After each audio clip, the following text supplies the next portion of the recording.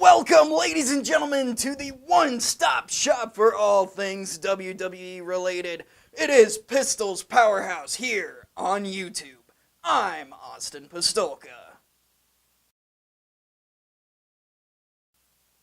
Well, everyone, the WWE programming this week was a bit strange, to say the least. The Royal Rumble itself was super controversial, and then Monday Night Raw was canceled due to the Blizzard of the Year.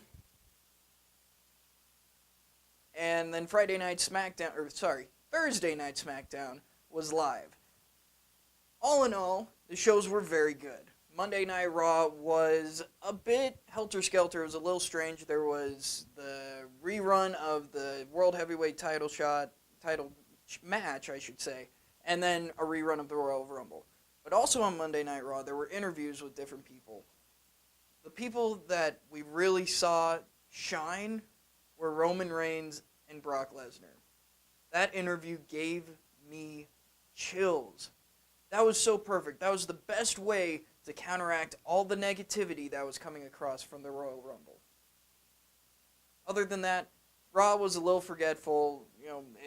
It's not something I'm going to look back on and be like, oh yeah, I remember when that happened. I mean, it was just a review show. But it set up what's going to be huge later on. On this week, a lot of action happened. Roman Reigns versus The Big Show was a great match. It showcased what Roman Reigns could do. But before that, Triple H said there's going to be a huge announcement on Monday Night Raw, talking about this controversy that happened at the Royal Rumble. And I don't know what it could be. I don't know. I want to know so bad what's going to fix this controversy, because he's still part of the Authority. There's no way Daniel Bryan gets this shot. So don't get your hopes up, is all I'm saying. The Tyson Kidd match versus Jey Uso, it was a fun match to watch. Tyson Kidd showcased his singles wrestling ability, which has been overlooked by many. Being thrown into the tag team with Cesaro and their big moves, it's been huge, but he really does excel as a singles competitor. Jey Uso does not. So that tells you the story pretty much. This singles match probably sets up a title shot for the tag team, which, personally, that doesn't make much sense to me, but it is what it is.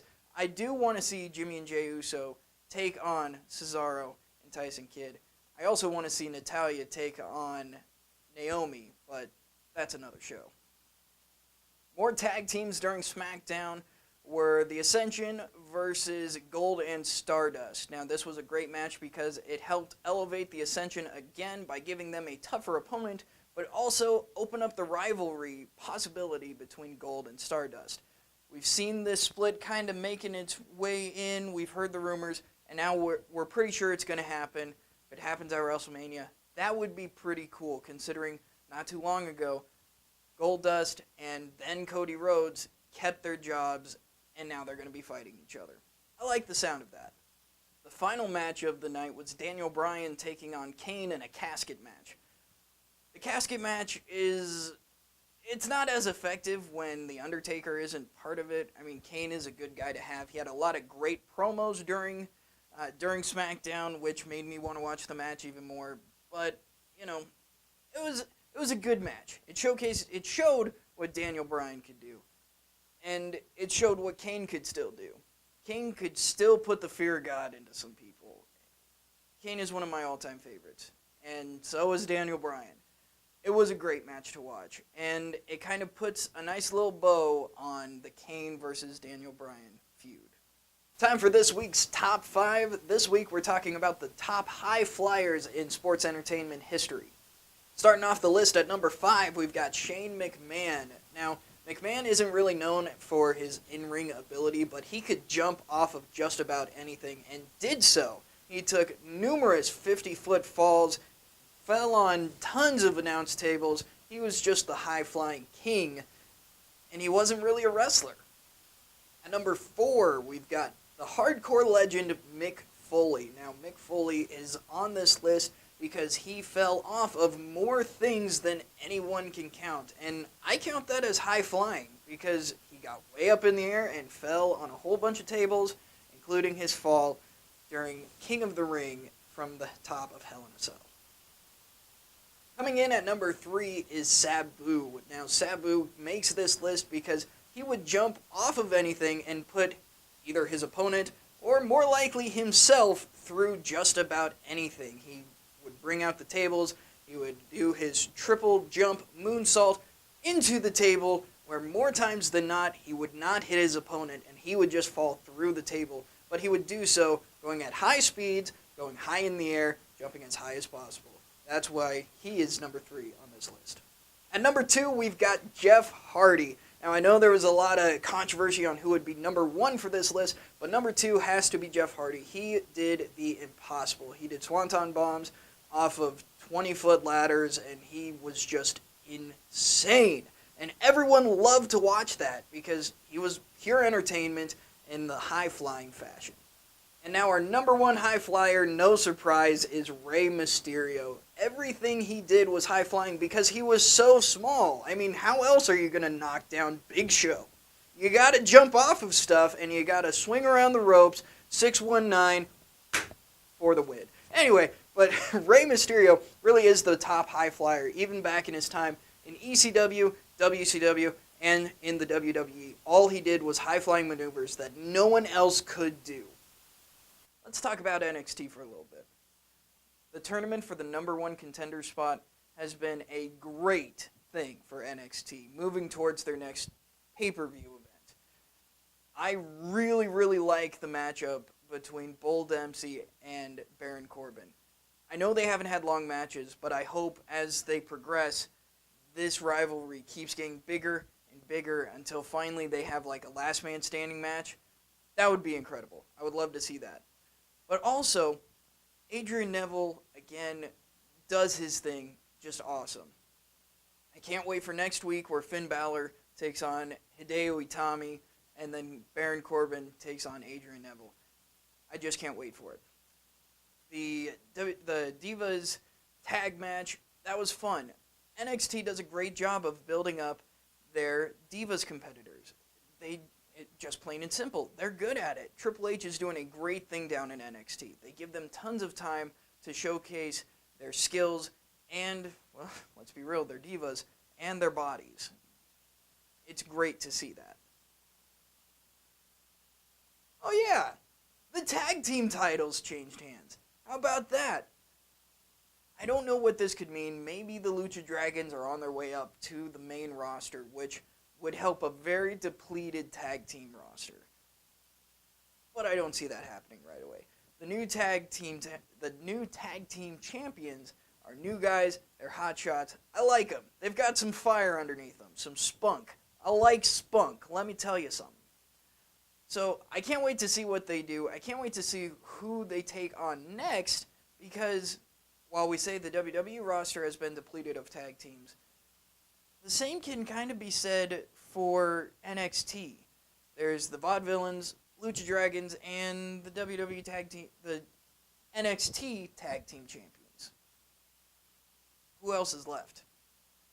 If I screw up, make sure you guys let me know in the comments. How about the contract signing?